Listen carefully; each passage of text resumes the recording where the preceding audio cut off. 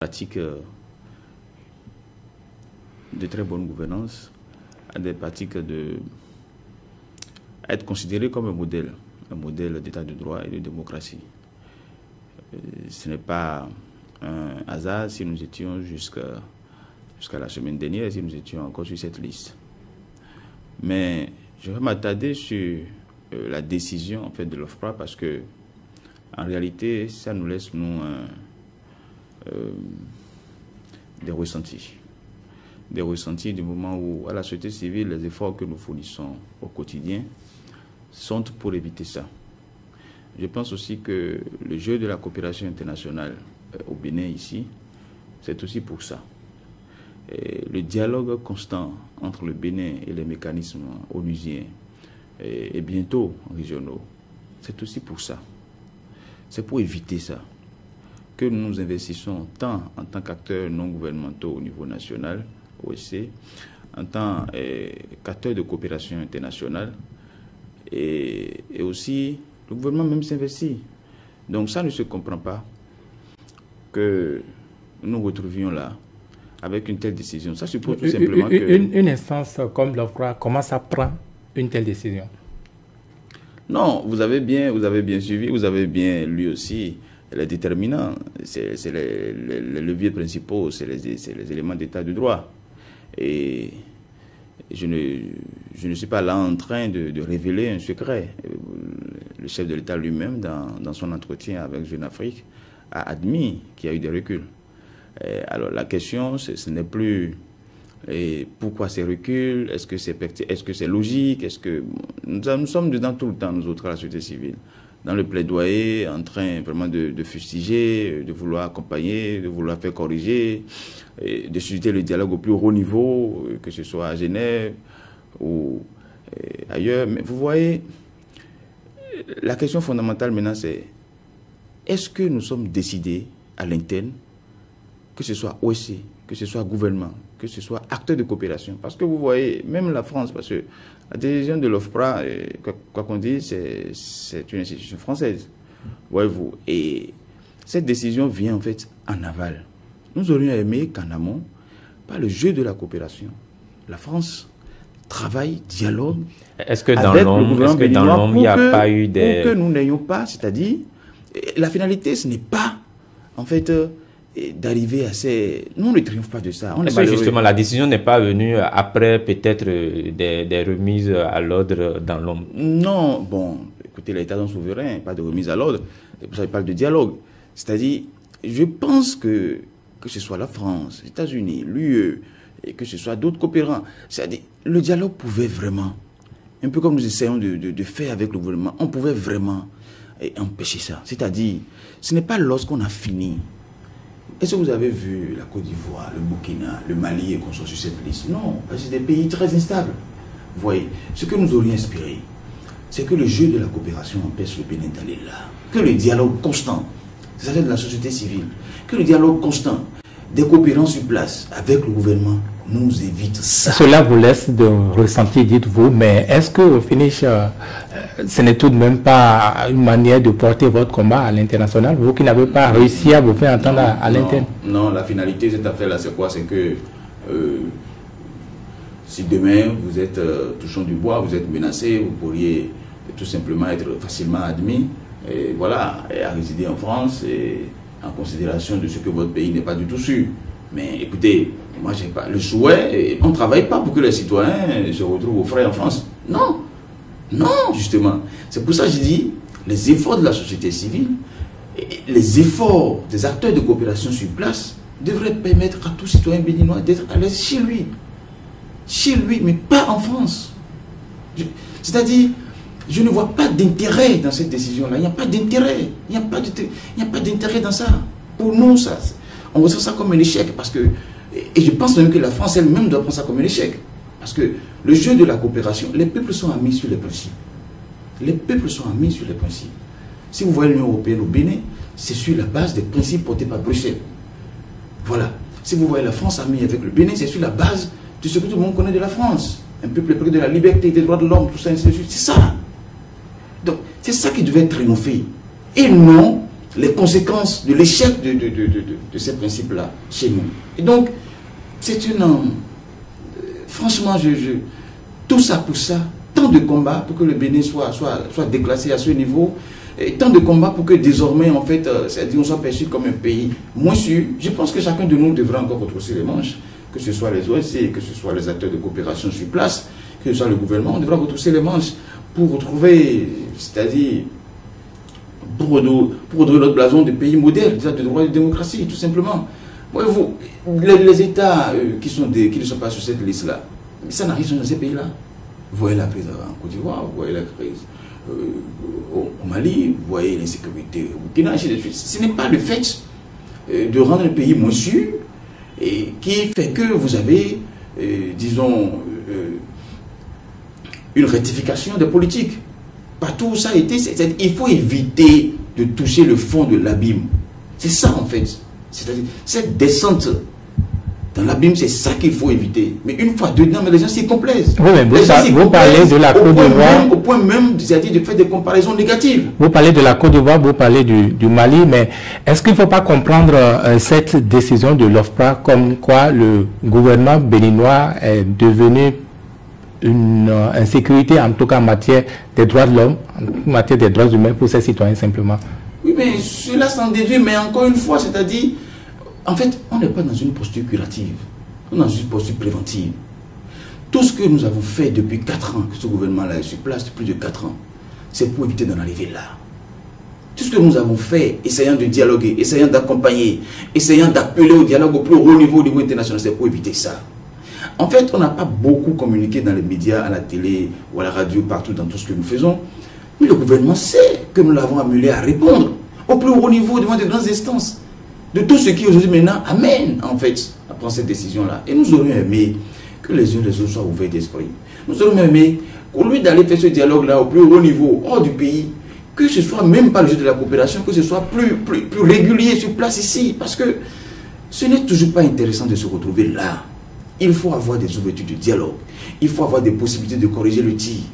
Personne ne doit, c'est-à-dire se satisfaire de cette décision qui, pour le moins, nous expose dans un référentiel négatif, où vous allez voir des gens encore désormais se complaire à ce que oui, mais écoutez, ça n'a pas empêché la Côte d'Ivoire d'avoir si le Mali, de continuer par rapport, ainsi de suite. Donc, ce n'est pas intéressant d'arriver à ça. Nous sommes au fond de l'abîme, on ne devait jamais descendre là. Est-ce que finalement on peut dire que cette décision est l'illustration donc de l'échec du combat de la société civile? Écoutez, comme je le dis, on ne se satisfait pas nous autres de ce que nous faisons au quotidien. Autrement, on aurait cessé de fonctionner. Je vous ai dit que nous avons utilisé des moyens, des outils pour forcer le dialogue. Nous avons utilisé des moyens, des outils pour accompagner. Parfois même, il y a certaines décisions et certains actes qui ont été posés et qu'on peut même classer sous le coup de l'excuse d'ignorance aux acteurs qui l'ont posé, parce qu'ils ne savaient pas en réalité que nous ne sommes plus en vase clos, que nous sommes dans un village planétaire où il y a des standards, il y a des principes. Vous savez, il y a parfois, on s'est dit, bon là c'est une méconnaissance. Parfois on s'est dit, non là, c'est un mépris des normes, des principes. Parfois on se dit, non, là c'est une transgression. Parfois on se dit, non, là c'est une agression carrément des principes. Mais vous savez, à chaque fois, on essaie la bonne posture pour pouvoir dialoguer avec l'acteur, lui faire comprendre. En fait, nous ne sommes pas contre vous.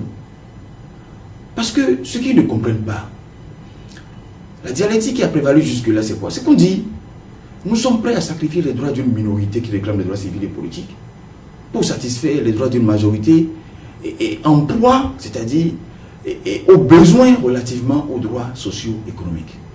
Pour le développement. Pour le développement. Mais à la réalité, les statistiques que nous avons aujourd'hui, les éléments de terrain que nous avons, ne donnent pas raison à ceux qui ont fait ce choix. Malheureusement. Malheureusement. Donc, quelque part, ils doivent se dire, mais tout ça pour ça. Si nous avons sacrifié les droits civils et politiques pour faire le développement, et qu'après 4 ans et demi, on se pose des questions, lorsqu'on va à Monsoro, à Didja, lorsqu'on va à Gounan, lorsqu'on va à Bobé, à Banté, ainsi de suite, on se dit, mais non, ça, tout ça pour ça, il y a un problème. il y a un problème. Revenons à la décision de l'OFPRA. Vous avez commencé par évoquer les conséquences tantôt, à savoir que les demandeurs d'asile en provenance du Bénin vont avoir un peu plus de facilité. Est-ce qu'il y a d'autres conséquences, d'autres implications? Oui, mais généralement, c'est beaucoup plus des éléments de coopération en fait. C'est pour ça que j'insiste beaucoup sur le cadre de coopération. Et à la limite, même nous, sociétés civiles, on peut en partie interpeller les acteurs de coopération. Parce que ce n'est pas un service qu'on nous rend en rendant notre pays, moi je suis en disant aux gens, allez vous réfugier en France. Ce n'est pas un service qu'on nous rend. Le service à nous rendre, c'est éviter que les nôtres sortent d'ici.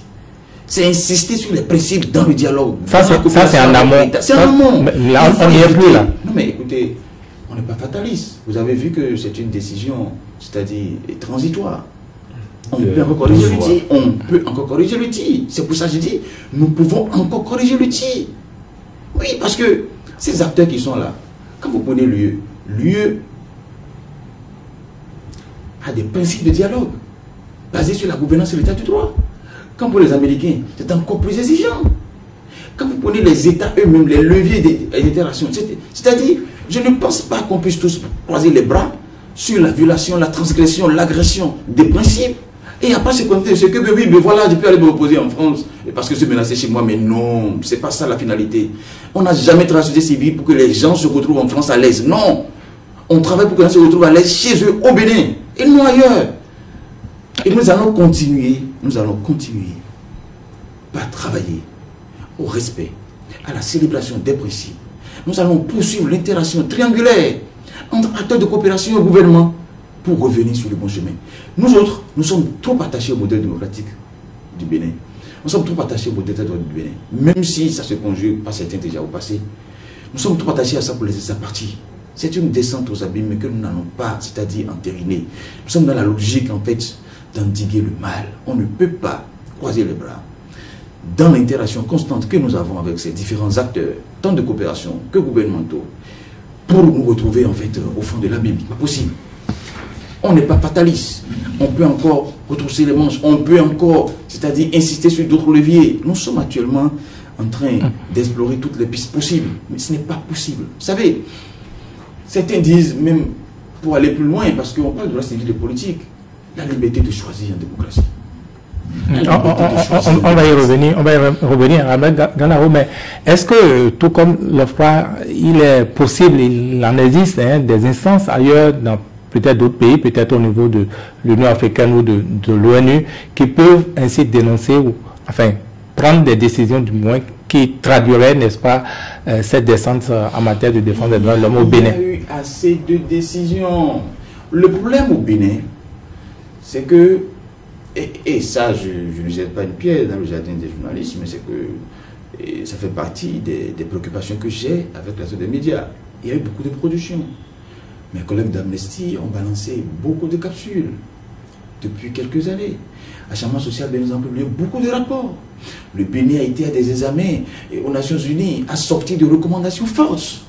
Et pendant que nous étions en pleine crise en mai 2019, nous avions travaillé à ce que la Commission africaine, depuis Sharm el-Sheikh, fasse des recommandations fortes, prenne une résolution sur le Bénin.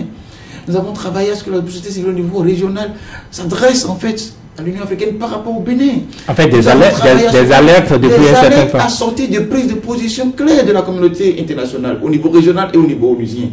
Le comité contre la torture a des recommandations fermes au Bénin. Le rapport de Changement Social Bénin sur les droits de l'homme relativement au LAC 2019 et publié fin 2019 a remis encore, a actualisé toutes ces recommandations faites au Bénin. Dans ce rapport en annexe, vous avez tout ça. Nous avons rappelé encore aux acteurs de coopération et au gouvernement d'avoir à tenir compte de ces recommandations dans les démarches de gouvernance les mois qui allaient suivre. Mais nous sommes là un an après avec une décision qui ne nous en a pas du tout. Et donc au fond, c'est que nous ne sentons même pas en réalité que les médias travaillent sur les outils produits, sur les éléments, sur les productions, tant au niveau communautaire, régional qu'onusien. Vous pensez que les médias béninois sont complices des autorités béninoises? En fait, il n'y a pas un travail. J'ai gardé l'impression jusque-là que même les médias sont dans le buzz. Il n'y a pas un travail approfondi. Nous avons produit beaucoup. Changement Social Bénin, Amnesty, on produit beaucoup sur la civile et politique. Et En amont et puis en aval, vous avez eu beaucoup de réponses de la communauté internationale, surtout des Nations Unies et de la Commission africaine. Mais vous n'en avez rien fait. Les médias n'en font rien. Donc, en fait, c'est pour ça que je vous dis, je ne suis pas dans l'actualité de ce que l'OFPRA dit, parce que je ne suis pas médecin après la mort. Encore que la mort n'est pas encore prononcée. C'est juste un diagnostic. Mais c'est-à-dire que je suis suffisamment déçu de ce que, mais tout ça, pour ça, on a fourni trop d'efforts. Pour ne pas en arriver là. Mais justement, on a fourni trop d'efforts. Trop d'efforts de monitoring. Trop de fiches de plaidoyer.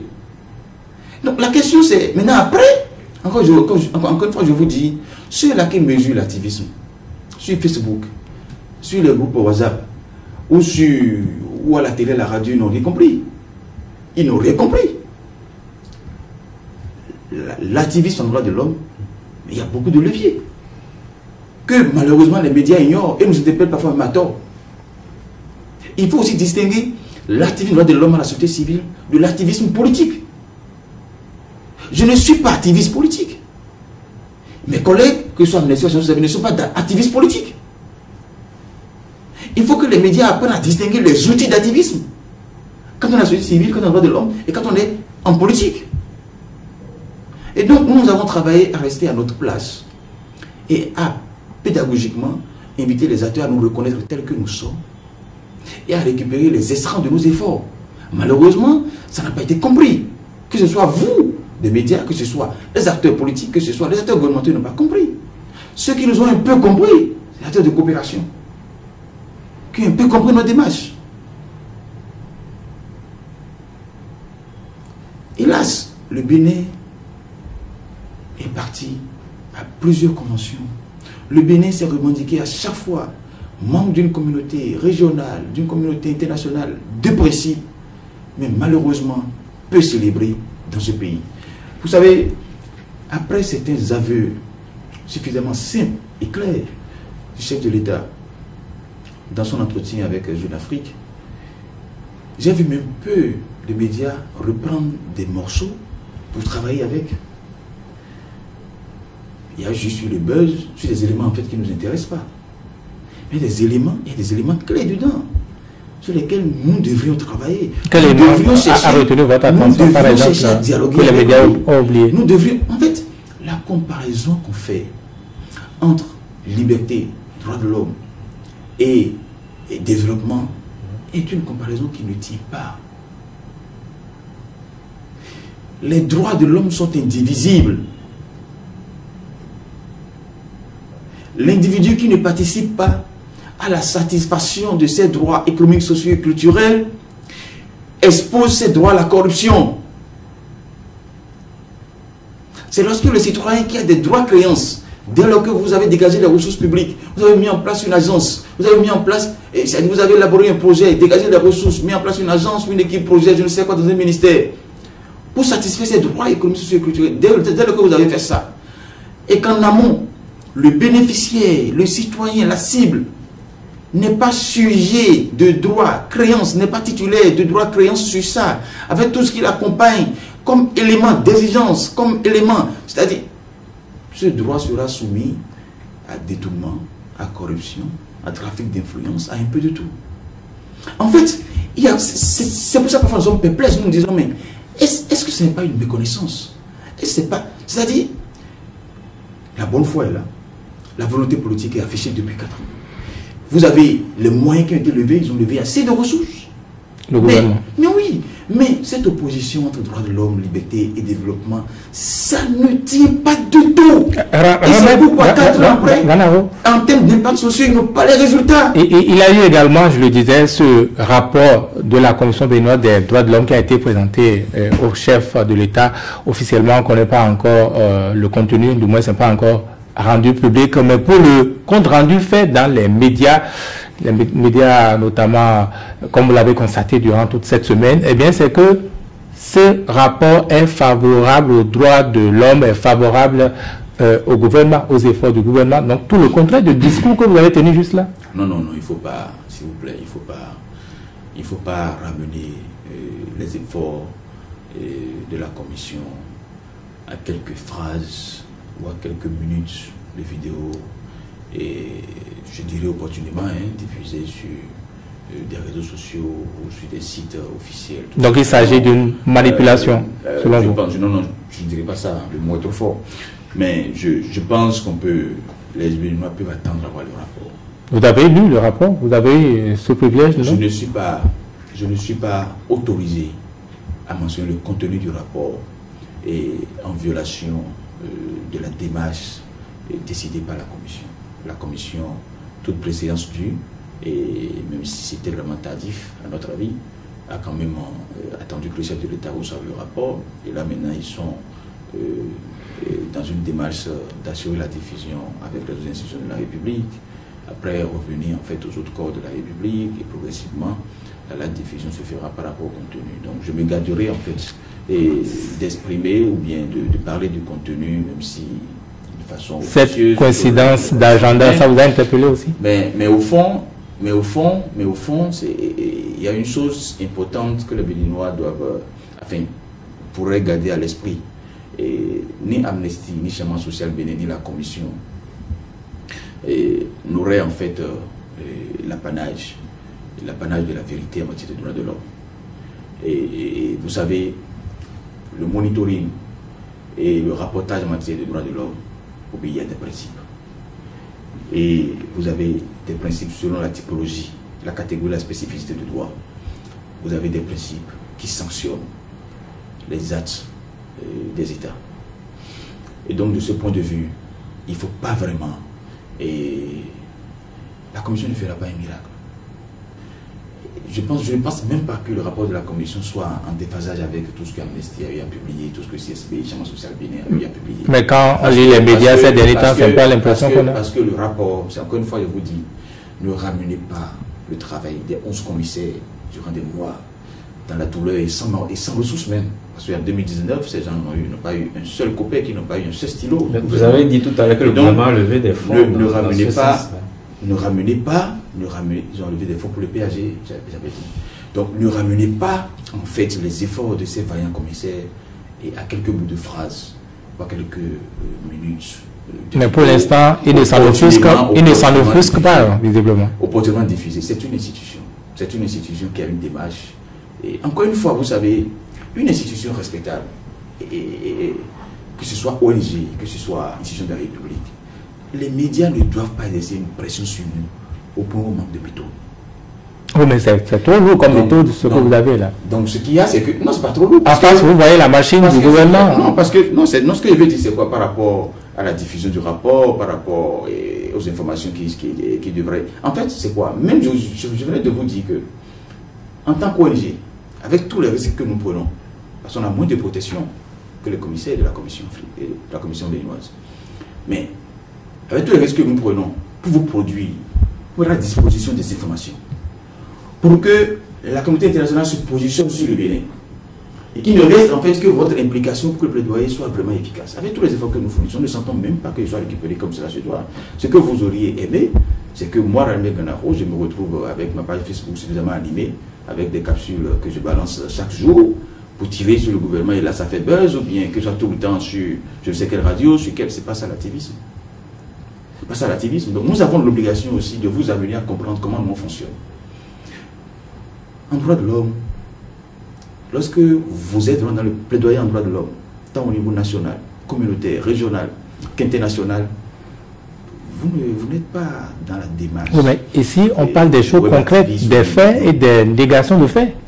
Vous dites? On parle des choses concrètes, des faits et des négations de faits. Oui, mais ce que vous dites, c'est-à-dire, pour vous, du simple fait, je vous dis que je vous demande d'attendre d'avoir le rapport avant d'apprécier le travail de la commission. Encore une fois, nous avons foi en ce que ce rapport ne peut pas se détacher dans son contenu de ce que nous avons monitoré, que nous avons déjà restitué au Bénin depuis novembre 2019.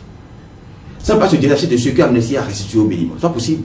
Parce que justement, le travail fait par ces deux institutions de la société civile, Changement Social Bénin et Amnesty, sur les questions des droits de l'homme, a suivi des principes. Et la commission, c'est-à-dire en tant qu'émanation de mécanismes ou bien d'instruments onusiens, ne peut pas déroger à ça. Donc, c'est pour ça que je vous dis, nous sommes confiants de ce que la commission, c'est-à-dire, le rapport, son contenu, ne peut pas se simplifier à quelques bouts de phrases que vous avez entendus et qui fait réagir depuis quelques jours. Patientez, attendez d'avoir le rapport pour les gens et puis vous comprendrez que, c'est-à-dire, en droit de l'homme, nous avons des règles, nous avons des principes. Nous avons des règles, des principes. Et quand on en vient à dire à un État, ça vous avez violé, c'est que c'est une violation. Mais ce qui se passe aujourd'hui, vous pensez? Comment? Ce qui se passe aujourd'hui, vous savez? La communication qui est menée autour donc de ce rapport-là. Non, pourquoi vous voulez en fait que nous nous autoflagellons parce que la presse a une démarche? Non. Pourquoi la presse c'est une tyrannie sur les institutions par rapport à sa manière de fonctionner? Non. Et la presse béninoise est trop habituée. Vous savez, j'ai lu peu de documents d'investigation sur la question de la au Bénin. Ça fait partie des regrets et des gènes que nous avons. Nous voudrions même interagir avec les médias sur des dossiers sensibles. C'est-à-dire que, en fait, ce n'est peut-être pas le lieu d'insister sur ça, mais c'est que nous voudrions avoir une presse suffisamment sensible à la démarche des droits de l'homme en termes de monitoring et de rapportage. Et ce n'est pas le cas. Mais pourquoi vous avez la presse dans votre ligne de mire alors que vous savez que la presse n'est pas en dehors de celui qui est derrière? Comment? Vous avez parlé tantôt de la manipulation. Vous savez que la presse ne se met pas elle seule à agir. Je n'ai pas sorti de manipulation. J'ai dit qu'il y a une diffusion opportune. À vous d'apprécier. Pour nous, c'est assez opportuniste que de prendre quelques bouts de phrases du discours de présentation du rapport du président et après, c'est-à-dire de dire voilà, c'est un discours laudateur, voilà, ainsi de suite, sans rentrer dans le rapport. C'est assez opportun. Parce que ce n'est pas la méthode de la commission qui occasionne ça. C'est-à-dire la méthode très lourde que Vigil a souligné. Bon, je pense que vous aurez l'occasion. La seule chose de ma position que je pourrais, c'est-à-dire pas reprocher, mais que je pourrais suggérer à l'avenir, tant à la commission qu'à la Sénat, parce que là, nous avions aussi déploré le retard que la Sénat met à publier ses rapports, même en violation du code électoral.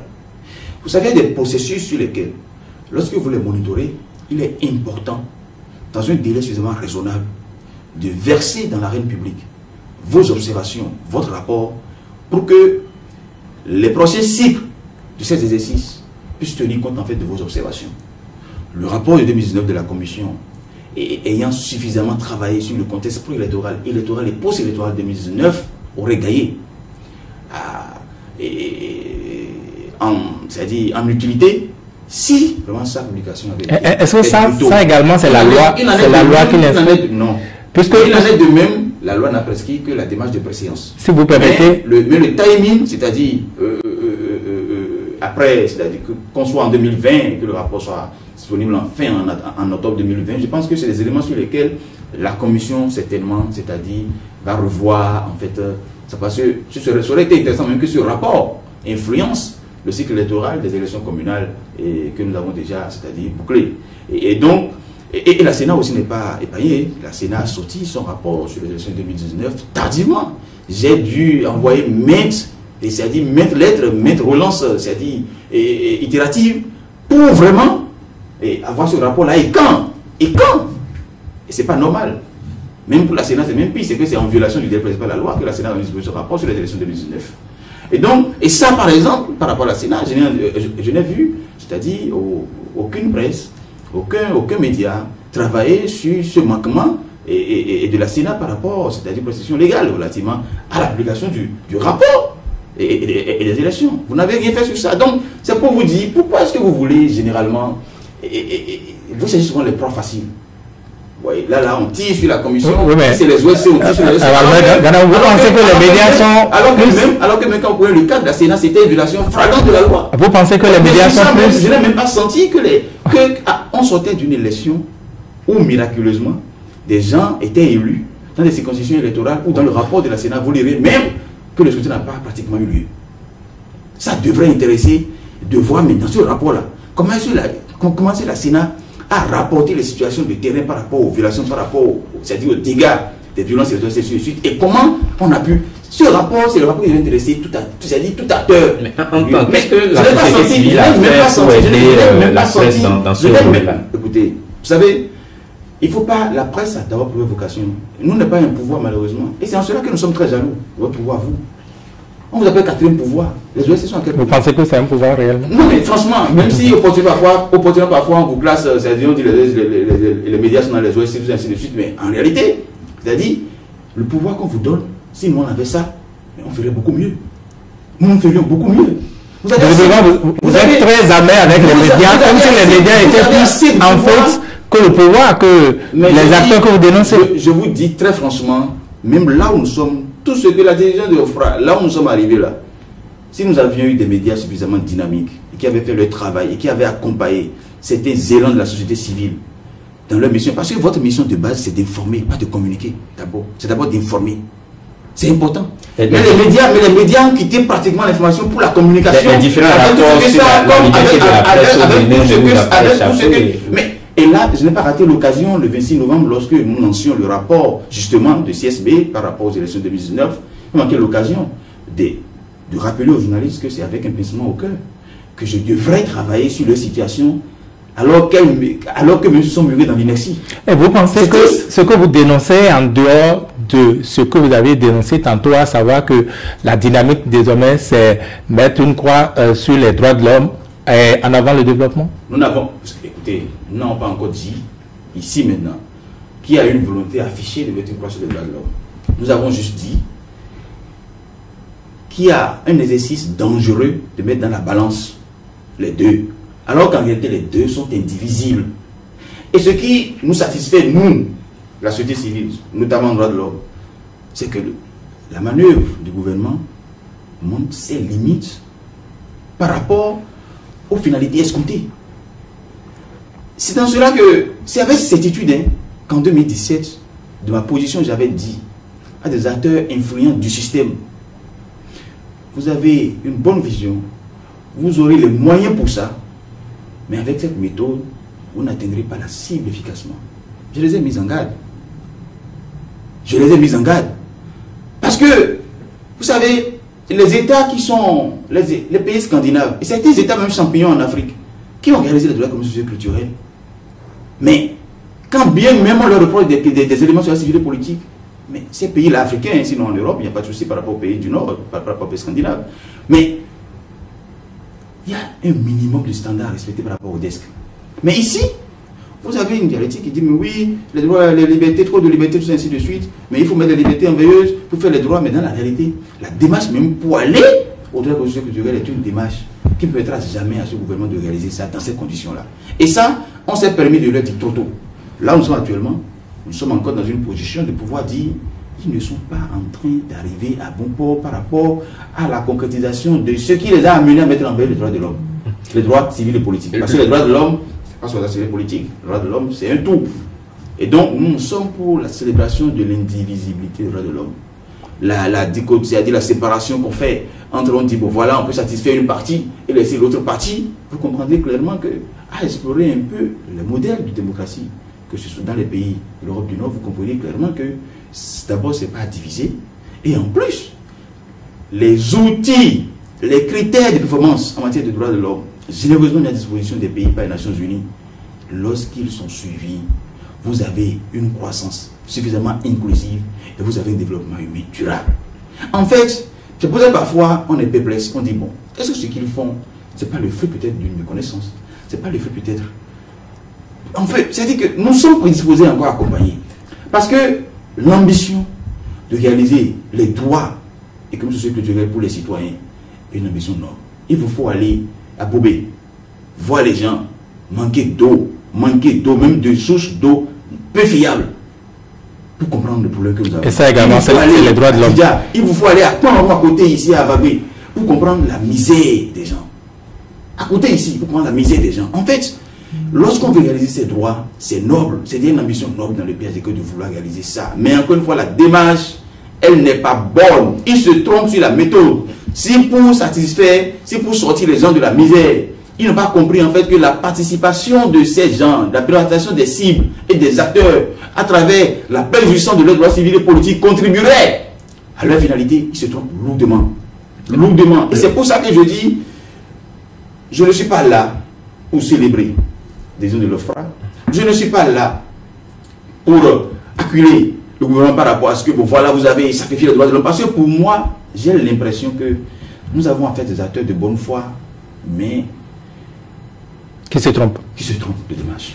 Lors de la transmission du rapport de la Commission béninoise des droits de l'homme, le président de la République a dit qu'il n'y a pas volonté, c'est-à-dire le gouvernement n'a pas volontairement, parce que le président de la Commission a souligné, c'est vrai, on a parlé des efforts du gouvernement, mais le président dans son propos a également souligné des cas de violation constatés, et pour se justifier, le président a dit qu'il n'y a pas volonté de violer, il n'y a pas volonté donc de protéger ceux qui violent. Est-ce que finalement le gouvernement a péché par omission ou par ignorance? C'est ce que je vous dis, c'est que voyez par exemple, lorsque vous faites un diagnostic aussi sincère que celui qui a été fait en 2015 par le chef de l'État depuis Paris, je crois, août, où il estime que les sympathisants étaient à revoir. Il rédige un programme d'action gouvernementale, d'abord un projet de société, et après, dans la coordination de cette coordination gouvernementale, et il prend en ligne de mire les réformes de ses sympathisants, jusqu'à l'intention elle est bonne. J'ai eu l'occasion de lui dire, au détour d'une audience avec mes collègues, de faire attention à ce que la thérapie ne tue pas le malade. C'est-à-dire, le chemin de l'enfer est pavé de bonnes intentions. C'est pour ça d'ailleurs, là, nous sommes en train de faire le plaidoyer, laissez-moi choisir 2021. Si tant est qu'on est de bonne foi, il faut aussi tolérer, il faut aussi accepter des ajustements de thérapie. On va y arriver tout à l'heure. Il ne faut pas foncer tête baissée. C'est ça la question en fait. Sinon il n'y a pas de doute, il n'y a pas de volonté, il n'y a pas de préméditation en fait à sacrifier les droits de l'homme. Vous avez entendu les premières appréciations. C'est la méconnaissance, ou du moins la non prise en compte de principes et de démarches, de standards élaborés qui sont de nature en fait à contribuer aux résultats qu'eux-mêmes ils souhaitent. Vous avez entendu les premières appréciations du ministre porte-parole du gouvernement par rapport à la décision donc de l'OFPRA par rapport aux droits de l'homme au Bénin.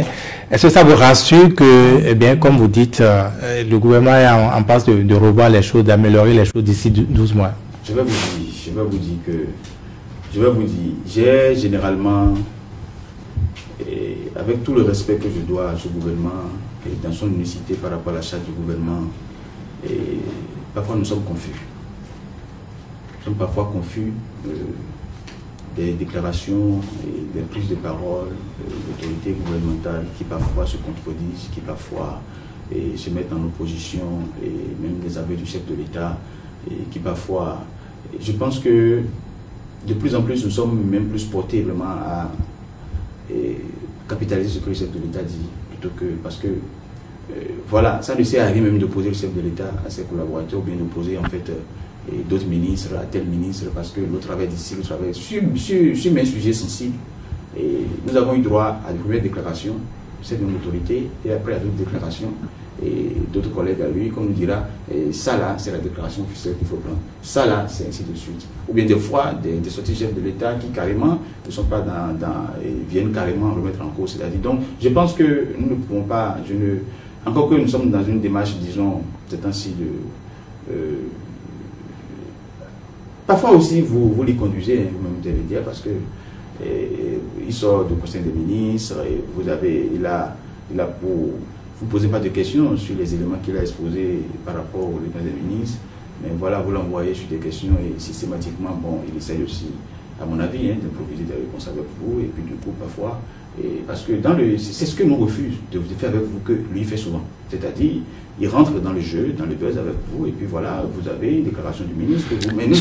Chacun dans son rôle. Voilà, donc ça vous réussit avec lui. Mais nous, on n'est pas dans la On va parler de ce sujet qui vous importe certainement. Vous avez tout le temps parlé ici des droits civils et politiques. C'est surtout, certainement du moins à ce chapitre que se situe votre initiative. Laissez-moi choisir 2021. Disons, un combat pour la suppression. Bernard, vous ne l'avez pas dit ainsi, on ne sait pas pourquoi vous êtes frileux. Non, vous voyez, de mémoire, hein, depuis mon jeune âge, quand j'ai commencé par chercher ces béninoises de près, et de mémoire, je n'ai jamais vu une telle synergie à la société civile. Ah oui? Vous avez, non, de mémoire, jamais. Jamais.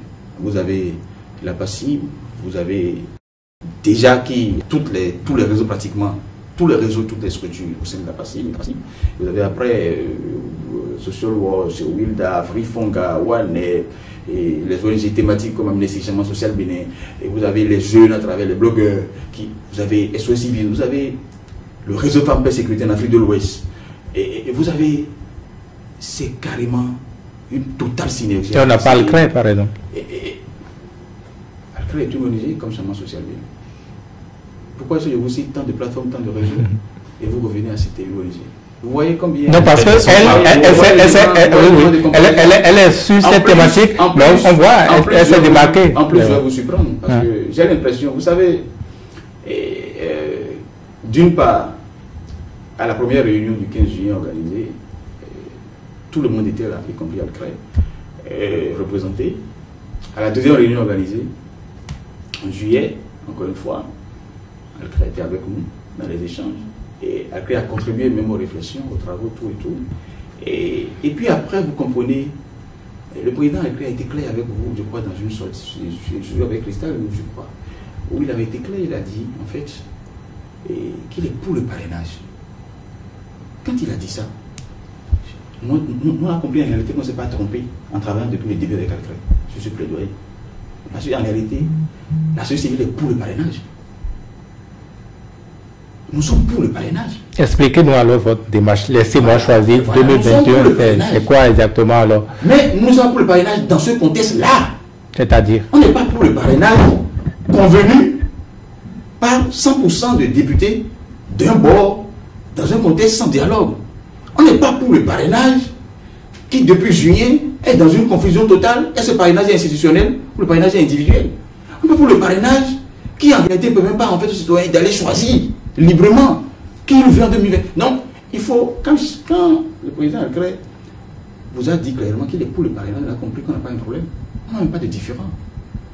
Encore une fois, on n'est pas, c'est-à-dire, on n'est pas dans un débat de concepts ou idéologiques comme quoi nous sommes allergiques au parrainage, non.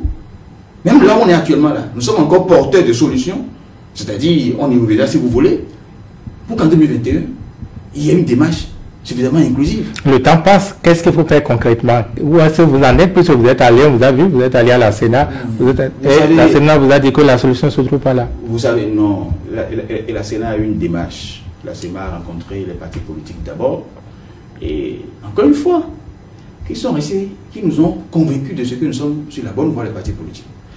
Parce que, qui vous souviennent qu'à la rencontre entre la Sénat et les partis politiques, les acteurs politiques, pas des moindres, ont clairement fait l'apologie du parrainage institutionnel.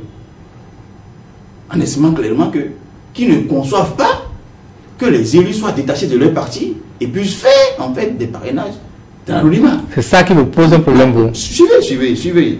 Vous comprenez que, dans notre document de position, nous avons été clairs, nous avons rappelé, c'est-à-dire les séries d'actions. Et nous avons fait comprendre que le parrainage, dans sa neutralité au dernier tiret de l'article 332 du Code électoral, ne devrait pas poser un problème.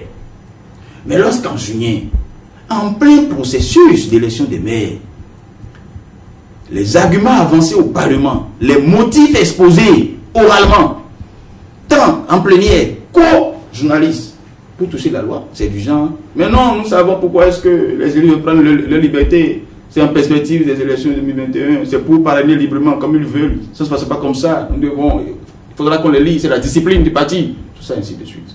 C'était les arguments officiels sortis par des élus de la nation. À vous, journalistes, et en plénière, dans cette affaire-là. Pour justifier la volonté à revoir un processus, à revoir une loi en plein processus. Quand cela s'est passé comme ça, mais l'annonce est dit, mais il y a un problème sérieux. Donc il y a comme une volonté de confiscation. Déjà, on avait un problème, et ça, dans notre document de position, c'était encore bien écrit. En fait, vous n'exploitez pas les productions de la société civile. Nous sommes assez explicites, mais de nos productions, vous n'en faites rien. Vous revenez encore aux médias. Vous revenez encore aux médias, vous n'en faites rien. Nous avons montré combien le fait pour 100 députés, pour 43 députés à 100% de bord, de prendre une décision aussi sensible dans le contexte d'où nous sortions et dans lequel nous sommes, était porteur d'inégalité et d'inéquité. Nous avions dit ça. Et ça déjà plutôt, ça déjà nous posait problème. Et on se dit, bon, on verra bien à l'issue des élections communales ce qui va se dégager par rapport au collège des Paris. Mais en plein processus, ils viennent encore, c'est pour ça que je disais sur notre chaîne, mais ils ont bu le calice jusqu'à la ligne. Ils disent, mais non, mais Pour nous, le parrainage institutionnel, politiquement, ce n'est pas individuel. Le chef de l'État, encore une fois, avec sa volonté de réforme, sympathisant, et sa bonne perception des choses, la bonne foi que nous lui concédons, encore une fois, avec candeur, sur tout candidat, avec Jeune Afrique, il dit oui, que la majorité permettra en fait une réelle concurrence en 2021. Et que voilà. Quand on a fini de dire ça, et quelques jours plus tard, vous suivez les élus, ceux-là même qui ont le mandat légal de faire la chose, dit nous comprenons le parrainage institutionnel. Et la Sénat dit maintenant, voilà comment moi je veux fonctionner sur la chose. J'ai déjà formulé, j'ai déjà tout, même ce que la Sénat dit là. Derrière ça, il y a assez d'ambiguïté. Parce que quand la Sénat aura fini de déployer cette démarche, et qu'on se retrouvera à terme du processus de parrainage, ce n'est pas exclu dans cet anonymat-là qu'un candidat ou bien qu'un duo présidentiel obtienne 140 parrains. De manière concrète, qu'est-ce que vous proposez? 150 parrains. Et donc, quand on se retrouve dans un processus verrouillé, pour vous dire quoi en réalité? On ne va pas à un processus aussi sensible que les élections présidentielles dans un pays, avec tant d'interrogations. C'est ce que la société civile veut éviter au chef de l'État. Parce qu'en réalité, conformément à l'article 41-42 de la Constitution, il est le seul. Il n'a pas été élu en tant que partisan. Il a été élu parce qu'il a de la hauteur sur tout ça. Aujourd'hui, il a des partisans. Et c'est pour ça qu'il a des partisans, mais il est élu pour la nation. C'est pour ça que nous parlons de chef de l'État. C'est pour ça que nous l'appelons chef de l'État. Il devra l'assumer. Il devra assumer sa position de chef de l'État. Il devra nous prouver qu'il n'est pas là, qu'il n'est pas le chef du syndicat des politiciens. En quoi faisant de manière concrète? Pour tous les Béninois, que de ce point de vue, nos craintes, nos interrogations devront être prises en compte par sa personne. Vous appelez à un dialogue ou quoi exactement?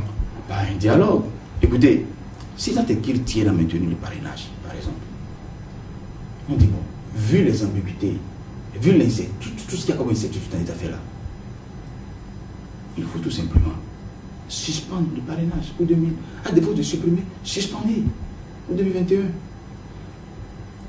Pour qu'on puisse aller aux élections. Et vous pensez que... Et s'il n'y a pas, si la suspension encore leur pose problème fondamentalement, ils peuvent élargir le parrainage des élus au parrainage citoyen. Ils peuvent définir des conditions, ils peuvent dire peut-être 500 citoyens, 1000 citoyens, 2000 citoyens, mais à des conditions assez rigoureuses. C'est-à-dire, le bon citoyen doit accomplir ci. Donc, quand on vérifie que le citoyen a accompli ci, il peut vous parrainer. Et vous prenez, c'est-à-dire, certain nombre, en centaines, en milliers. Et ça peut aussi vous. Et là, les citoyens se sentent dans le jeu. En fait, comment voudriez-vous que les citoyens de Porte-Nouveau, des Aguégués, qui n'a pas le PRD au Parlement, qui n'a pas, quoi qu'il y ait élu majoritairement le PRD aux dernières élections de proximité, n'a pas un maire PRD, comment voudriez-vous que les citoyens se sentent dans les élections prochaines? C'est-à-dire qu'on est en démocratie. Vous voulez parler des impacts du fameux 10%. Il faut éviter. Je pense que le chef de l'État, il est plus lucide que ça. Il n'a pas conduit un empire financier depuis des décennies pour tomber dans ces panneaux. Pour certains, plus lucide que ça. Vous le dites, il est plus au pied de ses partisans. Oui, il doit faire attention. Il n'est pas le chef du syndicat des politiciens. Il est le chef de l'État. Constitutionnellement, il est le chef de l'État. Et il y a des questions sensibles sur lesquelles, pour peu que nous, si vous permettez, il faut bien, c'est-à-dire qu'ils comprennent que pour nous, il est de bonne foi. Et au risque de pareils suspects, il faut vraiment qu'ils nous écoutent et qu'ils comprennent que nous avons des craintes légitimes. Pour certains, sauter le verrou du parrainage, ça ne résout même pas le problème. Aujourd'hui, il y a encore la liste électorale qui a été concoctée, du moins réactualisée par uniquement les députés de la mouvance. Et il a la Sénat qui n'est plus crédible aux yeux de tous les acteurs. Il a la Cour constitutionnelle générée par les législatives de 2019. C'est tout un problème global. Vous savez, encore une fois, tout à l'heure, je vous disais qu'il fallait démarquer l'activisme politique de l'activisme des droits de l'homme. Nous laissons aux politiciens leurs agendas. À la société civile, nous conduisons notre agenda de plaidoyer. Vous ne pensez pas que les élections de 2019, les législatives que vous avez dénoncées, que ce sont ces conséquences que les gens dénoncent? En réalité, il n'y en a que des exigences qui sont de nature à empêcher tout dialogue et tout consensus. Même là où nous sommes actuellement, nous sommes aujourd'hui le 11. Si les élections devraient avoir lieu le 11 avril 2021, vous comprenez qu'on est pratiquement à 6 mois. Vous comprenez? Et donc, les options qui s'offrent, même si on a été habitué malencontreusement à des revues de loi en plein processus, mais vous comprenez que la voie qui s'offre au chef de l'État, avec tous les bémols offerts dans l'exécution du protocole de la CEDEAO, c'est qu'il faut maintenant le consensus. Il faut le consensus. Et après le consensus, c'est pas le consensus, nous ne continuons pas à lui demander qu'il a encore des cartouches dans la Constitution pour nous libérer. Parce que pour nous, le citoyen que nous sommes, et les doléances citoyennes que nous remontons dans la société civile, nous retrouvons en fait sous la tyrannie d'une minorité politique qui n'intègre pas en fait nos droits les plus intrinsèques, c'est-à-dire nous voulons choisir. Même dans les dynasties à côté de nous, les gens choisissent. Même si après vous retrouvez celui qui se déclare élu dans les champs de maïs, mais quand même les gens ont choisi. Même dans les dynasties à côté de nous. Mais qu'ici au Bénin, en plein 21e siècle, ce que nous avons cru avoir vaincu, qu'on nous ramène à ça, mais c'est grave. Vous êtes allé à la Sénat, est-ce que vous avez fait ou envisagé faire une démarche vers le chef de l'État lui-même? Mais oui, les démarches sont en cours et je crois que on ne serait pas surpris à tout moment qu'il veuille nous rencontrer, comme il l'a déjà fait en 2019, et que nous fassions les propositions les plus utiles pour qu'on puisse évoluer. Encore une fois, on n'est pas jusqu'au boutiste.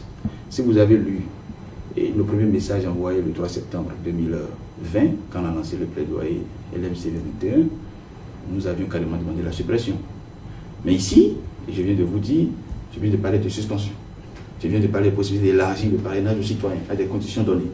Ainsi de suite. Pour vous dire en fait que plus on évolue et plus on suit les discours, on se rend compte qu'il y a un problème. Entre la candeur du chef de l'État exprimée dans une lecture suffisamment simple de dernière lettre de l'article 32 du code électoral avec Jeune Afrique et les réactions des acteurs politiques à la Sénat, vous comprenez qu'il y a un gap. Vous comprenez qu'il y a un gap. Et il ne faut pas nous rassurer dans ces conditions-là. Parce que les mêmes motivations que les acteurs portaient en juillet, en buvant le calice jusqu'à la lie, ils sont encore revenus mettre une couche à la Sénat. Donc, il faut comprendre la perception. En 2019, le président de la République avait affiché cette volonté d'avoir des élections inclusives, mais pourtant, on sait ce qui s'est passé. C'est pour ça que nous avons compris désormais qu'il y a une minorité politique qui, quand on dit minorité, c'est-à-dire une minorité de la société, mais acteurs politiques majoritaires, qui finalement, en fait, nous impose notre mieux vivre en démocratie. Mais pourquoi vous mettez le chef de l'État hors de cause? Parce que constitutionnellement, il est hors de cause. Constitutionnellement, il est au-dessus de la mêlée. Est-ce qu'il n'est pas maintenu par cette minorité? Il n'est pas législateur. Il est au-dessus de la mêlée. Comprenez, comprenez. Je peux surprendre le chef de l'État au banquet avec 83 députés. Je peux le surprendre en train de les encenser. Enfin, il fait la police ce qu'ils font. Mais j'ai l'obligation citoyenne de lui rappeler le lien qui nous lie constitutionnellement. Le chef de l'État, constitutionnellement, est au-dessus de la mêlée. Et si nous devons faire un plaidoyer à son endroit, c'est lui rappeler en fait son mandat constitutionnel et non autre chose. Eh bien, cette émission, comme je l'ai annoncé, c'est en deux parties. La seconde partie, côté jardin, c'est donc avec notre confrère Arnaud Doumarou qui va s'adresser donc à l'invité pour connaître un certain nombre de choses, qu'il va nous révéler. Arnaud, bonjour. Bonjour, cher ami. Bonjour, monsieur Arnaud Doumarou. Bien entendu, avant le côté jardin, il y a quelques questions d'éclaircissement de la part de certains internautes qu'on aimerait bien vous poser, notamment par rapport à la démarche de la société civile. Vous parlez souvent de plaidoyer. Aujourd'hui, nous avons une société civile qui est souvent entre les quatre murs. Est-ce qu'au-delà des jeux de couloir que fait la société civile, s'il n'y a pas autre méthode de la société civile pour se faire entendre? Je dis, je m'inscris. D'abord, je remercie l'internaute et je m'inscris en réfutation totale de cette approche, de cette lecture de la société civile. Pour ceux-là, les gens doivent souffrir, ils doivent souffrir vraiment d'impatience, ou bien de patience, je ne sais quoi dire, à espérer que la société civile béninoise, aussi structurelle et formelle qu'elle soit, se comporte en société civile informelle et ad hoc. Les gens font des confusions. Les gens font des confusions. Ce n'est pas la société civile formelle au Sénégal ou formelle au Burkina qui a conduit en fait le soulèvement. Je sais bien de quoi ils parlent, on a interpellé les gens, on dit mais oui, mais au lieu d'aller, au lieu de susciter en fait des mouvements, des marches, tout ça, c'est pas notre rôle. Encore une fois, c'est pour ça que je dis, la société civile ad hoc en situation de crise, dans maintes démocraties, comme vous l'avez eu dans certains pays, tout autour de la Russie, avec les révolutions oranges, voilà, et comme vous l'avez eu aussi en Afrique avec la RDC, par exemple. En Afrique du Nord, le printemps arabe, avec la situation en RDC, la situation au Sénégal, la situation au Burkina, avec les différents modèles, et tout là, il y a une confusion que les gens font dans cette affaire-là, une grave confusion. La société civile formelle n'est pas l'instigatrice de pareilles démarches. Mais de pareilles démarches sont généralement, c'est-à-dire suscitées par l'activisme politique qui récupère une masse critique de la population et du coup vous avez une société civile ad hoc. Nous avons une société civile qui a et derrière vous avez généralement la société civile formelle qui structure, qui récupère, avec un parti politique bien structuré, qui récupère et qui dialogue maintenant au fin. C'est pour vous dire généralement que nous ne céderons pas à la tentation, c'est-à-dire de la rue. Parce que la société civile béninoise n'est pas pour la violence, elle n'est pas pour la rue, mais elle croit au dialogue en République. C'est cette même société civile béninoise qui a conduit à la conférence nationale des forces de la nation de 90. Aujourd'hui, quel rapport faites-vous entre cette société civile qui a quand même permis aux Béninois d'aller s'asseoir pour dialoguer et que le modèle que vous portez aujourd'hui? Ce n'est pas bien de dire ça comme ça. La société civile béninoise, ce n'est pas elle. Il faut donner à chacun son mérite. Les partis communistes du Bénin, ceux-là qui ont souffert dans les lieux de détention dans des conditions ignobles, inimaginables, inhumaines, ces gens-là ont fait la lutte jusqu'au bout. Il ne faut pas leur arracher le fruit de leur combat. Même ceux-là qui ont fui, qui sont restés hors du pays, qui ne sont pas qui viennent, c'est-à-dire il faut éviter c'est-à-dire le génocide de la mémoire. Le mémoricide qui est organisé au Bénin, ce n'est pas bien de faire ça. 90, 89, 90, on n'a pas eu ça sans des gens qui ont résisté tout le temps au système et qui sont restés à l'intérieur. La société civile n'en est pour rien. La société civile béninoise dont vous parlez, c'est-à-dire, franchement, je ne sais pas de quelle société béninoise vous parlez quand vous parlez historiquement comme ça me pose un problème fondamental. Non, il faut... Maintenant, si vous avez encore une fois, il y a une société civile ad hoc, en récupération de la souffrance et des efforts sur des décennies du Parti communiste. Il faut distinguer la société civile formelle de la société civile ad hoc. En 89, on peut dire effectivement qu'il y a une société civile ad hoc, mais pas formelle. Mais là, vous avez la société civile formelle. Il faut vraiment rentrer dans la typologie de cette affaire-là pour comprendre comment, c'est-à-dire les mobilisations, se structurent et se font, quels sont les déterminants, tout ça, ainsi de suite. Maintenant, si nous avons des partis politiques qui n'ont pas assez de leviers, qui n'ont pas assez d'outils pour susciter une société civile ad hoc, comme ce fut le cas, c'est-à-dire au Maghreb, tout autour de la Russie par rapport aux révolutions orange, et puis au Sénégal, au Burkina et en Guinée aussi, ils ont essayé quelque chose par là. Mais si ce n'est pas possible de le faire au Bénin, il ne faut pas s'en prendre à la société civile béninoise comme excuse. Non. C'est-à-dire, nous refusons vraiment d'être souffre-douleur des acteurs politiques qui, dans l'ombre, suscitent ces gens de discours-là. Nous ne sommes pas le souffre-douleur. Chaque entité et chaque composant de la nation a sa discipline et sa rigueur de lutte et de travail. Sous l'ancien régime, on a vu cette synergie entre partis politiques et acteurs de la société civile. Je vous mets au défi de sortir la moindre preuve d'interaction entre changement social bénin et les produits rouges, c'est-à-dire dans ce qui... Non, je vous mets au défi. Je ne parle pas de votre ONG. Aussi. Non, oui. Parce que quand des choses comme ça sont dites, ça pose un problème. Vous allez faire des acteurs qui portent aujourd'hui un plaidoyer. Il faut aller chercher quelle lutte ils avaient menée. Les acteurs qui sont au pouvoir et qui ont fait la société civile vous diront que nous n'avions jamais coopéré à ça avec eux. Mais on ne parle pas de... On ne parle pas de votre projet spécialement. Il ne faut pas aussi... Vous avez vu le président actuel de la passive au front, le mercredi rouge. Vous avez vu l'actuelle coordonnatrice de WANEP au front, ce mercredi rouge. Vous avez vu... Non, il faut éviter ça. Ce que je vous dis, c'est que cette manière, c'est-à-dire de créer la confusion dans les esprits et d'embarquer toute une dynamique positive, non. C'est pour ça que nous refusons des souffres-douleurs. Il faut que les gens assument leur posture et leurs responsabilités. Le discours qui est le mien, les acteurs politiques en face qui me connaissent vous diront, il a toujours été comme ça. Il a toujours raisonné comme ça. En République, il y a des tiroirs. Chacun a son couloir. Il y a ses outils de dialogue et d'action. Encore une fois, si la velléité derrière ces questions, ces insinuations, ces procès qui nous sont faits, ces velléités aussi à nous diviser, et tout ça ainsi de suite, si vraiment c'est nous amener à faire ce qui n'est pas notre mission, on ne le fera pas. Les politiques n'ont qu'à se rendre suffisamment légitimes dans le discours sur le terrain, au point de susciter société civile ad hoc. Et derrière, si tant est que le contexte le justifie, vous verrez, partis politiques formels, société civile formelle, syndicats formels, accompagner une dynamique et rester comme des institutions républicaines pouvant dialoguer et contribuer à une solution. C'est comme ça que ça fonctionne. Monsieur Danaro, ce n'est pas le passé. Des gens, oui, il faut le dire, ce n'est pas le passé. Des acteurs, entre griffes, minoritaires, la société civile, ou ce n'est pas le passé. Des acteurs majoritaires, du milieu des syndicats, ainsi de suite, n'ont pas été adroits en s'acoquinant avec des acteurs politiques sur des luttes. Et pour finir, on crée une confusion. Il ne faut pas prêter ça aux acteurs actuels qui sont là. Il faut faire la part des choses.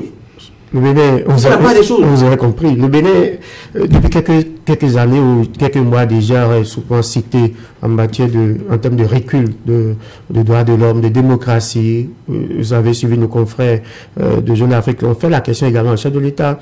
Dans un contexte pareil, et que le premier rapport de la Commission des droits de l'homme, que ce rapport soit passé sous mystère. Et vous avez semblé tout à l'heure comparer cela à un rapport de la Sénat, comme si la Sénat est jugée en premier et en dernier ressort. La Sénat, on sait qu'il y a eu des juridictions de contentieux. Lorsque nous parlons des différentes élections, nous avons vu, en termes de taux de participation, la Cour constitutionnelle qui est revenue au-dessus pour clarifier certaines choses. Ça veut dire qu'en termes de processus au niveau des élections, de la Sénat à la Cour constitutionnelle ou à la Cour suprême, on suit une certaine dynamique.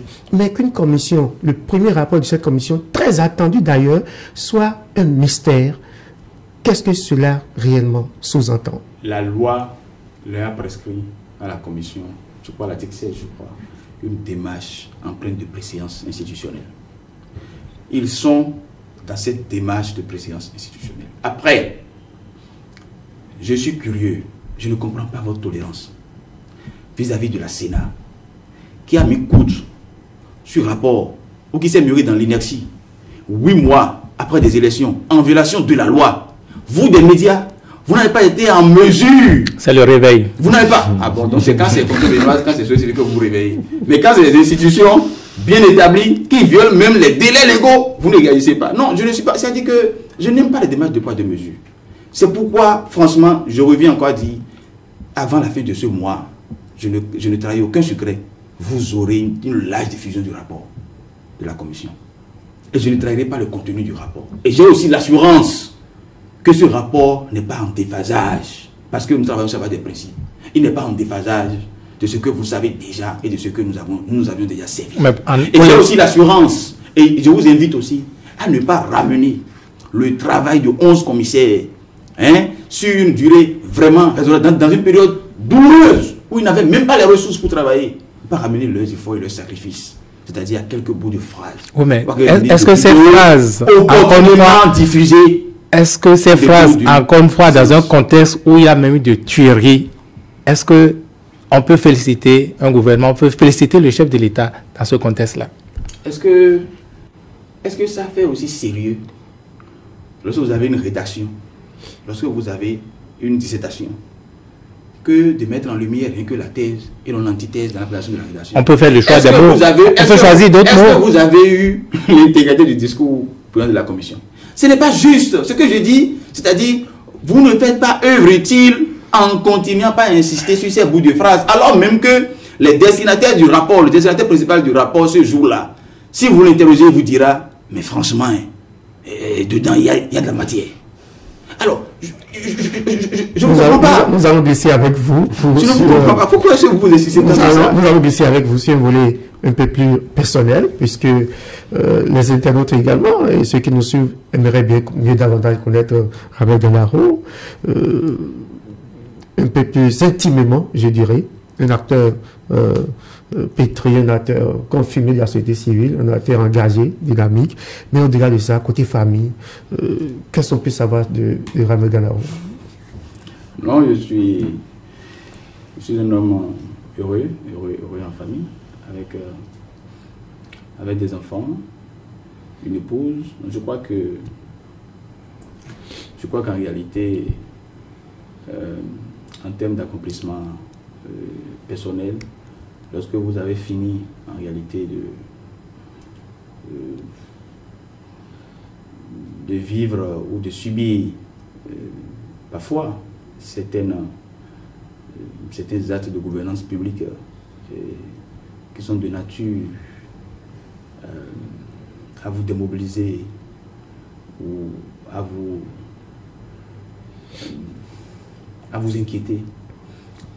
Après, quand vous rentrez chez vous et vous vous souvenez que vous êtes père et que la postérité aura vraiment à répondre de ce qui se fait actuellement, aura à subir les actes actuels, vous n'avez que de la motivation pour poursuivre l'activisme. C'est pour vous dire, c'est pas que je fais un lien forcé entre mon activisme et les élans de mon activisme et ma vie privée, mais c'est qu'en réalité, si heureux qu'on soit à être parent, à être dans son intimité familiale, on est aussi interpellé, on est aussi inquiet, on est aussi motivé à aller de l'avant, à demeurer un acteur public suffisamment engagé et sincère. Et sincère parce que parfois nous avons aussi des convictions qui ne sont pas saines. Et l'histoire de l'humanité a révélé des acteurs politiques qui avaient des convictions même pas saines, lesquelles nous ont conduits, parlant de l'humanité, au fond de l'abîme. Et c'est pour ça d'ailleurs que je préside avec honneur et privilège une institution, Changement Social Bénin, qui parle d'agir avec une saine conviction pour un changement social. Donc au-delà de l'indignation, des interpellations et de la motivation, de l'engagement à aller de l'avant, à impacter les actions, à impacter dans l'arène publique, il faut s'assurer vraiment d'avoir une saine conviction. Et parfois, la passion, la rage de la passion, conduit aussi à des erreurs de méthode, à des erreurs d'approche. Et pour finir, on peut se retrouver en enfer alors qu'on est parti sur de bonnes intentions. C'est pourquoi, conscient de ça, conscient de ce qu'on peut agir de bonne foi, on peut vouloir impacter positivement, mais avec une conviction pas forcément saine. Parce que saine et malsaine parce que ne prenant pas en compte des principes, ne prenant pas en compte des acquis, ne prenant pas en compte des standards, ne prenant pas en compte des fondamentaux inhérents à l'humanité. Et on pourrait se retrouver, malgré sa bonne foi, malgré ses élans, responsable donc d'une descente aux enfers.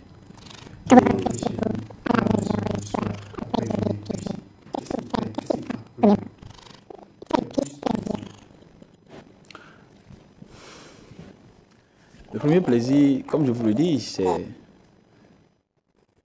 bizarre. Je fais un lien étroit. Même si je rentre tard ou je reviens après des jours de voyage ou de mission, j'ai l'excuse de me dire, quand je retrouve la famille, c'est pour ça que je suis allé en mission. C'est pour ça que j'étais dehors toute la journée. C'est ça en fait, c'est ce lien étroit entre ce que vous faites dans l'arène publique et les excuses la motivation que vous retrouvez en fait, malgré les échecs, malgré les menaces, malgré le contexte parfois, la psychose parfois suscitée ou créée par les uns et les autres, malgré cet environnement parfois chrysogène, lorsque vous rentrez, vous vous dites, je ne peux pas être démotivé. Je ne peux que retrousser les manches, je ne peux que retrouver de l'énergie pour aller de l'avant. Parce que justement, ils n'ont pas demandé à subir ça. Je suis responsable.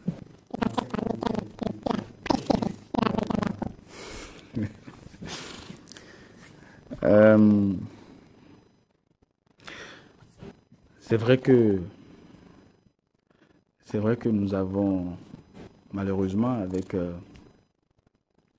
avec les pratiques culturelles que nous avons actuellement et au plan agricole et le déversement d'assez de produits dangereux dans nos eaux et pour finir donc une agriculture suffisamment influencée par les produits chimiques. Vous avez peu d'entrain et peu de satisfaction. Même manger la pâte avec le piment.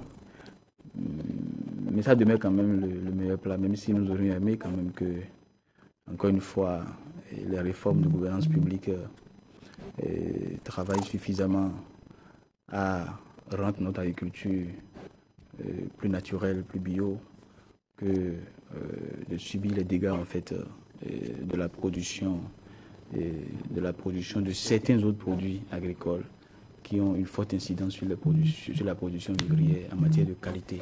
On ne vous suit pas bien. Votre meilleur repas, c'est la pâte, la pâte blanche, la pâte plus les condiments coupés tout simplement. C'est le meilleur repas. Mais encore une fois, je vous dis que... Sans poisson. On n'est pas encore atteint l'âge de ce régime drastique. Mais vous voyez, c'est-à-dire nous aurions vraiment aimé vivre, garder cette passion pour la pâte, pour le maïs. Si on n'avait pas malheureusement, c'est-à-dire ces déversements ou ces effets collatéraux de l'usage de produits suffisamment dangereux dans le cadre de la production d'autres produits agricoles qui, pour certaines logiques encore une fois de développement, de croissance, contribuent à la croissance économique, mais tout sauf un développement humain durable.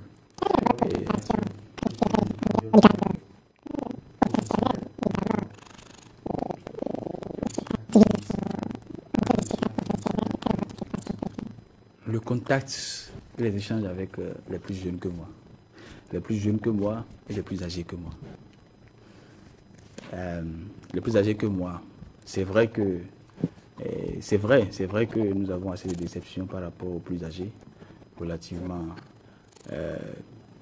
à des postures et à des initiatives qui parfois inquiètent. Et nous aurions aimé, pour certains qui demeurent pour nous des repères, hélas. Mais nous avons encore quand même de la réserve. Il y a encore quand même certains qui continuent de constituer en fait des sources et qui nous donnent des ressources aussi pour pouvoir interagir au mieux avec les jeunes qui ne demandent que ça. Donc cette relation équilibrée entre des personnes qui constituent pour nous des sources et cette capacité en fait aussi à transmettre, à interagir, à susciter en fait une relève de qualité parce que être encore dans l'activisme à 50 ans ne serait pas responsable à mon niveau. Je crois bien que je ferai ce que je fais à un âge donné après. C'est avec plaisir que je verrai beaucoup d'autres jeunes et faire mieux que moi. Faire mieux que moi.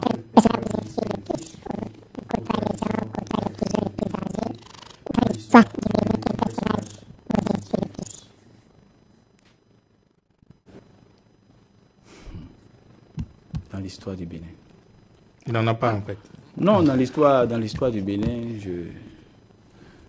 dans l'histoire du Bénin, un monsieur attaché à ce pays et qui, c'est un acteur politique attaché à ce pays qui a vécu sobrement et qui avait un langage véridique et qui a souvent été incompris et dont même parfois les propos ont été manipulés et mal utilisés. Je pense bien qu'il serait intéressant dans la mémoire et dans les actes de restaurer un personnage comme Armand Négué. Je pense que ce personnage, il est restaurable. Si on s'intéresse un peu à notre histoire, je pense qu'on peut le restaurer. Et je pense qu'on peut le restaurer. Et c'est pas absolu, hein, c'est pas le personnage, c'est pas absolu, parce que à la recherche, je pense qu'il y a matière vraiment à se pencher un peu sur son histoire, sur son impact par rapport à notre et sa capacité en fait à subir, mais à continuer quand même pas être un acteur positif au changement majeur. Et puis la sobriété avec laquelle il faisait tout, mais avec conviction, force et le langage véridique.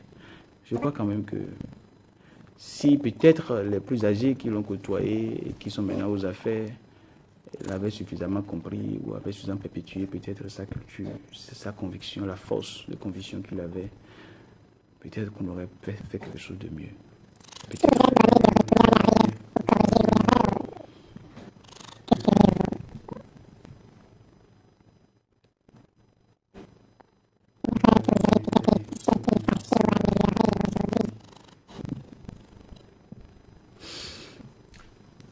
C'est peut-être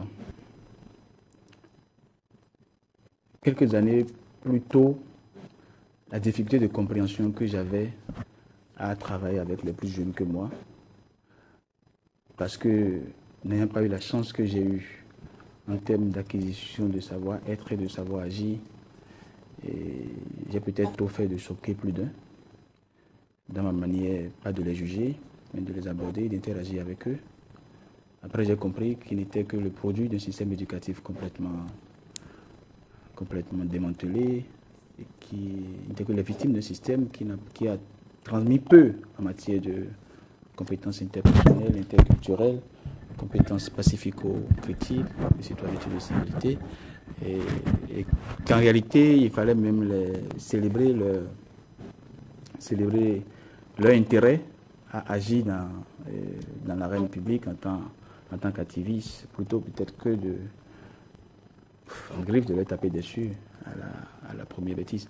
Donc, je pense que si j'avais encore l'occasion, j'échangerais autrement avec eux. Je serais peut-être moins sévère, moins rigoureux dans l'approche, dans la démarche, parce qu'en réalité, ça fait partie jusqu'à l'instant où je vous parle, il vous suffit de faire un tour dans les écoles primaires et dans les collèges et vous allez comprendre que ce qui nous guette dans 15 ans, dans 20 ans, c'est énorme. Ça fait peur même. Donc, voilà, si j'ai un regret, c'est de n'avoir pas tout de suite perçu les dégâts de notre système éducatif sur la jeunesse et aussi me prédisposer en fait à mieux interagir avec cette jeunesse. Mais peut-être ils le diront plus tard, mais j'essaie de me rattraper. J'essaie de garder ce contact avec les jeunes pour semer.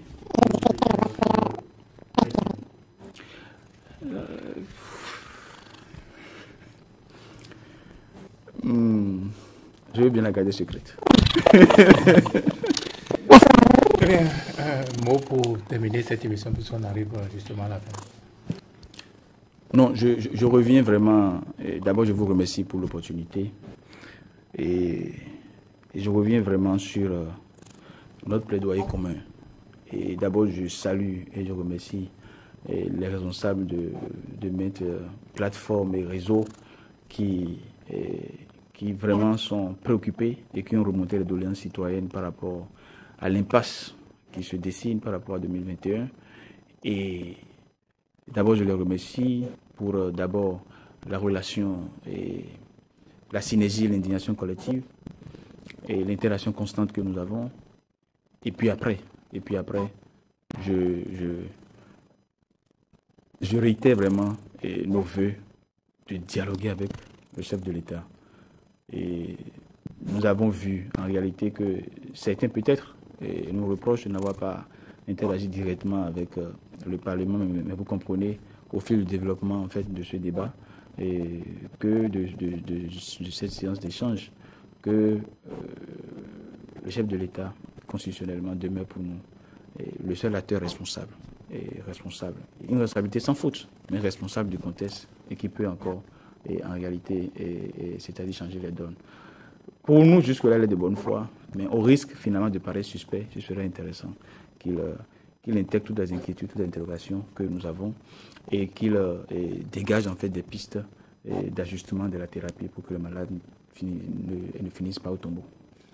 Avec Kandarko, président de l'ONG Changement Social Bénin, membre de la plateforme électorale des organisations de la société civile. Merci d'être passé sur cette émission.